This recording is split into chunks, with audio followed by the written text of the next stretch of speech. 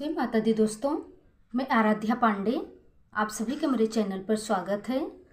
तो दोस्तों, आज मैं आपके लिए एक छोटा सा माता रानी का भजन लाई हूँ। तो आइए सुनते हैं।